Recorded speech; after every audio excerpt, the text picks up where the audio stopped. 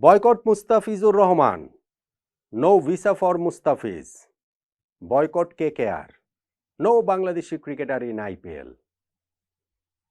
Hashtag দিয়ে এরকম নানান বার্তা গত ২-৪ দিনে আমি সোশ্যাল মিডিয়াতে দেখতে পেয়েছি। প্রসঙ্গ যখন Mustafiz, KKR, IPL, obviously sports নিয়ে কন্টেন্ট হয়, আলোচনা হয়, এরকম জায়গাগুলোতেই তার দেখা গেছে প্রবলভাবে।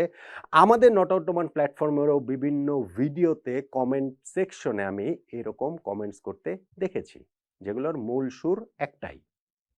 এইবারের আইপিএলের মিনি অকশনে মুস্তাফিজকে যে কিনে নিয়েছে কলকাতা নাইট রাইডার্স, মুস্তাফিজ যেন সেই কেকেআরের হয়ে আইপিএল খেলতে না পারেন, তাকে যেন খেলতে না দেওয়া হয়, এরকম একটা ক্যাম্পেইনই আসলে চলছে।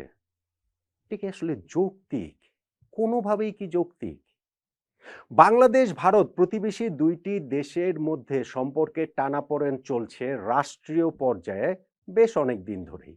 সেটা রাজনৈতিক কারণে, কখনো কখনো সেইখানটাতে ধর্মীয় কারণটাও যোগ হয়ে যায়। আর সাম্প্রতিক সময়ে ওই টানাপোড়েনের মাত্রা এত প্রবল যে সেইটা আগুনের আঁচটা আসলে এখন ক্রিকেটের গায়েও এসে লাগছে, মুস্তাফিজের গায়ে লাগছে, কেকেআরের গায়ে লাগছে, আইপিএল এর গায়েও লাগছে। কিন্তু এই স্পোর্টস, এই যে খেলাধুলা, এই যে একজন মুস্তাফিজকে কেকেআর নিয়েছে, এই পর্যায় পর্যন্ত চলে আসাটা কি কোনোভাবেই সমর্থনযোগ্য? আমি প্লিজ আপনাদেরকে অনুরোধ করব যে আমারও একটা বার্তা রয়েছে, সেই বার্তাটা আপনারা একটু শুনুন, বুঝুন, তারপরে আপনারা আপনাদের মতো করেই বিবেচনা করুন। দেখুন, মুস্তাফিজুর রহমানকে এইবারের আইপিএল এর মিনি অকশন থেকে কলকাতা নাইট রাইডার্স কিনে নিয়েছে 9,20,00,000 রুপিতে, বাংলাদেশি মুদ্রায় 12,40,00,000 টাকা। ম্যাচ প্রতি প্রায় 1 কোটি টাকা করে মুস্তাফিজ পাবেন। এই যে মাঝখানে 8 দিন সময়ের জন্য নিউজিল্যান্ডের বিপক্ষে ওয়ানডে সিরিজে তাকে দেশে ফিরিয়ে আনা হবে, সেইটা নিয়েও অনেক আলোচনা হয়েছে। তারপরেও মুস্তাফিজ বাংলাদেশের একমাত্র প্রতিনিধি হিসাবে আইপিএল খেলছেন, বাংলাদেশের হয়ে আইপিএল এর সবচেয়ে বেশি টাকা এবারের নিলামে তিনি পেলেন। এবং মুস্তাফিজ নিজেও নিশ্চিতভাবেই, আইপিএল এর কথা যদি বলি, কলকাতা নাইট রাইডার্স তো তাদেরকে কারাকারি করে কিনে নিয়েছে। প্রথমে দিল্লি ছিল, তারপরে চেন্নাইয়ের সঙ্গে কত কারাকারি করে মুস্তাফিজকে তারা কিনে নিয়েছে। নিশ্চিতভাবেই মুস্তাফিজের উপরে তাদের সেই ট্রাস্টের জায়গাটা রয়েছে। আর মুস্তাফিজ নিজেও ভালো করার ব্যাপারে অবশ্যই উদ্গ্রীব থাকারই কথা। তিনি আইপিএল এর রেগুলার মুখ, তারপরেও এই বছরটা তিনি এত ভালো ফর্মে রয়েছেন, বাংলাদেশের জার্সিতে বলেন কিংবা এখন আইএল টি20 খেলছেন সেইখানেও বলেন। ফলে এই সামনের যে আইপিএলটা তিনি খেলবেন, সেইখানটাতে মুস্তাফিজেরও আসলে খুবই খুবই ভালো করার জন্য তার উদ্গ্রীব থাকার কথা।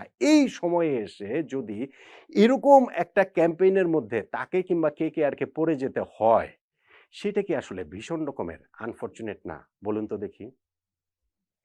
হ্যাঁ, এখন বাংলাদেশ ও ভারত প্রতিবেশী দুইটা রাষ্ট্র, তাদের যে সম্পর্কের টানাপোড়েন সেটাকে অস্বীকার করা যাবে না। রাজনীতির ব্যাপারটা ক্রিকেটের মধ্যে আনা যাবে না, আমি সেটা মনে করি না। মনে করি না কোন সেন্সে, যে দেখেন ভাই, রাজনীতির বাইরে আর কি রয়েছে? রাজনীতির বাইরে কিন্তু কোনো কিছুই নাই। কোনো কিছু নাই মানে কোনো কিছু নাই, কিন্তু সেইটার একটা মাত্রা থাকতে হবে। ধরেন ভারত এবং পাকিস্তানের মধ্যকার সম্পর্কের যে জায়গাটা, সেই রাজনৈতিক সম্পর্কের মাত্রাটা এমন পর্যায়ে পৌঁছেছে যে পাকিস্তানের ক্রিকেটাররা আইপিএল এর নিলামে অংশ নেন না, তাদেরকে থাকতে দেয়া হয় না, ফলে তারা আইপিএল খেলেন না। বাংলাদেশ আর ভারতের সম্পর্কের জায়গাটা তো সেরকম না। সাম্প্রতিক সময়ে অবশ্যই দুই দেশের মধ্যকার সেই সম্পর্কের ক্ষতিটা হয়েছে, প্রবল মাত্রায় সেই অবনতির জায়গাটা হয়েছে, এবং সেটা পারস্পরিক উস্কানির জায়গাটা থেকে, পারস্পরিক জায়গাটা থেকে যে রেসপন্সিবল মানুষদের ইররেসপন্সিবিলিটির কারণেই তাকে হুমকি ধামকি দিচ্ছে, ওই পার থেকে একই রকম আওয়াজ আসছে, ফলে এই সব কিছু মিলিয়ে সাধারণ মানুষের সম্পর্কটাও আসলে বিষিয়ে উঠেছে। যেই কারণে আমরা দেখতে পাচ্ছি যে ধরেন বাংলাদেশের এই দিক থেকে ভারতীয় হাই কমিশনের এই করব সেই করব এরকম আওয়াজ যেমন মেঠো বক্তৃতাতে আসে, সাধারণ মানুষও যখন সেইটাতে প্রভাবিত হয়, ওই পার থেকেও একই জিনিস হয়। যেই কারণে ওই পারে এখন ওই ভারতের এইখান থেকেও যেমন ভিসা সেন্টার বন্ধ, ওই সাইড থেকেও আমি দেখছিলাম যে দিল্লি, তারপরে আগারতলা, তারপরে শিলিগুড়ি, এইসব জায়গায়ও হচ্ছে কি ভিসা সেন্টার বন্ধ করে রেখেছে। এখন ভাই, রাজনীতির কাজ রাজনৈতিক লোকজন না হয় করবো। হ্যাঁ, সেই সাম্প্রতিক সময় এইখানটাতে একটা ধর্মীয় উপাদানও প্রবলভাবে যুক্ত হয়েছে, কিন্তু সেই জায়গাটাতেও আমার আসলে বিনীতভাবে একটা কথা বলার রয়েছে, যেইটা শুনলে আসলে মনে হবে যে ভাই, মাস পিপল কোনো দেশেরই খারাপ না, পৃথিবীর কোনো দেশেরই সাধারণ মানুষ খারাপ বলে আমি সেটা মনে করি না। তাদেরকে যারা পরিচালিত করেন সেই মানুষগুলো যদি খারাপ হন, সেই ক্ষেত্রেই আসলে সমস্যার জায়গাটা প্রবল থেকে প্রবলতর হয়ে ওঠে।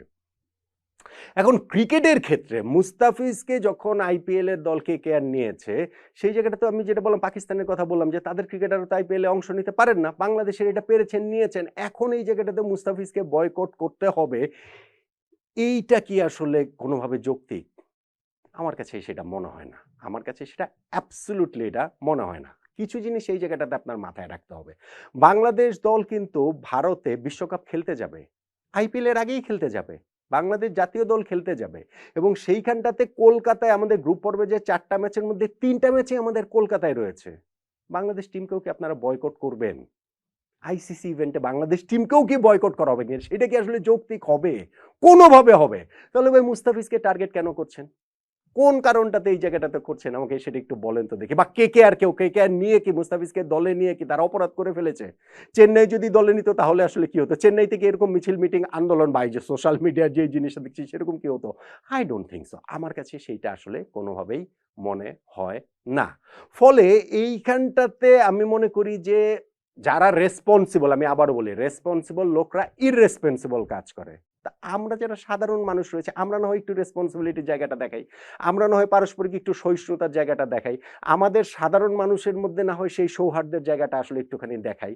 অবশ্যই কোনো একটা ইস্যু নিয়ে আপনি রাজনৈতিক কারণে হোক, রাষ্ট্রীয় কারণে হোক, ধর্মীয় কারণে হোক, আপনার অনুভূতি আঘাতপ্রাপ্ত হতে পারে।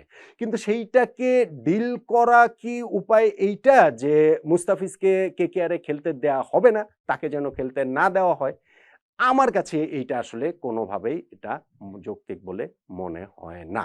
আমি তাই আসলে অনুরোধ করব, যেগুলো হয়েছে সেটা প্রত্যেকের, মানে বাংলাদেশের এই অংশের যেমন ঠিক তেমনি ভারতের অংশেরও সাধারণ মানুষদের অনুভূতির প্রতি আমার শ্রদ্ধা রয়েছে। অবশ্যই তারা তাদের অনুভূতির জায়গাটা জানাতেই পারেন।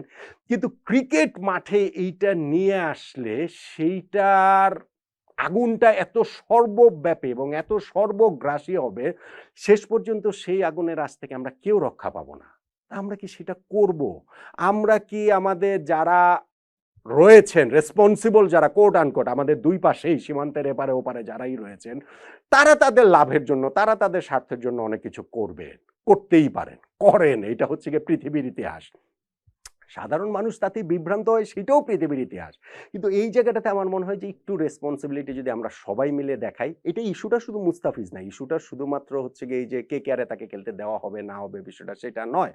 আরো অনেক কিছু এর মাঝখানে অবশ্যই হতে পারে, ঘটতে পারে। কিন্তু আমি মনে করি যে এখনো ঘটনাটা এই পর্যায়ে যায়নি যে মুস্তাফিজকে কেকেআর এর সমর্থকদের বয়কট করতে হবে অথবা মুস্তাফিজকে খেলালে কেকেআর টিমকে বয়কট করতে হবে, সেই রকম একটা জায়গাতে পুরো ঘটনা প্রবাহটা চলে গেছে বলে আমার কাছে মনে হয় না।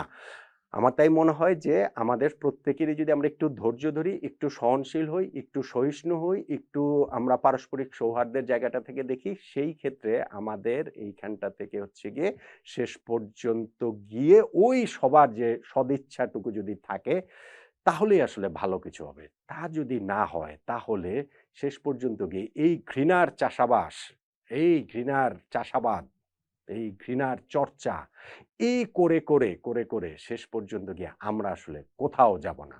ফলে আমি মনে করি মুস্তাফিজকে যে কলকাতা নাইট রাইডার্স নিয়েছে, আমি এখনো এটা বিশ্বাস করতে চাই যে অবশ্যই কেকেআর ফ্যানরা তাকে স্বাগত জানাবে, অবশ্যই তার কাছ থেকে বিগ পারফরম্যান্স আশা করবে। আমি অবশ্যই এটা বিশ্বাস করি যে বাংলাদেশ টিমও যখন টি-20 ওয়ার্ল্ড কাপ খেলতে ভারতে যাবে আইপিএল এর আগেই, কলকাতাতে ৩ টা ম্যাচ হবে, সেই জায়গাগুলোতেও বাংলাদেশ টিমকে ওইভাবেই দুহাত প্রসারিত করে বরণ করে নেওয়া হবে, যেইটা অতীতেও করা হয়েছে। আমি আবারও বলছি, এটা সাধারণ মানুষদের কথা আমি বলছি। আমাদের স্পোর্টস প্ল্যাটফর্ম, আমাদের স্পোর্টিং পয়েন্ট থেকে আমি আসলে বলছি, রাজনীতিবিদদের কাজ করুন। যে তারা এই ২ দেশের মাঝখানে যারা গ্যাঞ্জাম লাগাতে চান, যারা এই যে এই কি বলা চলে আগুনের মধ্যে আলু পুড়িয়ে খেতে চান, সেটা তারা তাদের কাজটা করুক। কিন্তু আমরা যদি ওই সহনশীলতার জায়গাটাতে থাকি, সেই ক্ষেত্রে আসলে ভালো কিছু হতে পারে। কিন্তু সেটা যদি না হয়, শেষ পর্যন্ত গিয়ে আমাদের কারোই এখান থেকে লাভ হবে বলে আমার কাছে মনে হয় না। শুধুমাত্র ঘৃণাটুকুই বাড়তে থাকবে। ফলে মুস্তাফিজুর রহমানকে আইপিএলে তিনি খেলবেন, কেকেআর এর জার্সিতে খেলবেন, খুব ভালো খেলবেন, এইরকম একটা প্রত্যাশার জায়গায় সীমান্তের ওপার এপার সব জায়গা থেকে একই রকমভাবে হওয়া উচিত বলে আমি অন্তত মনে করি, আমি অন্তত বিশ্বাস করি। বেশিরভাগ মানুষের এখনো শুভবোধ আছে বলেই আমার সেই আস্থার জায়গাটা আপনার, আপনাদের, আমার, আমাদের সবার উপরে রয়েছে।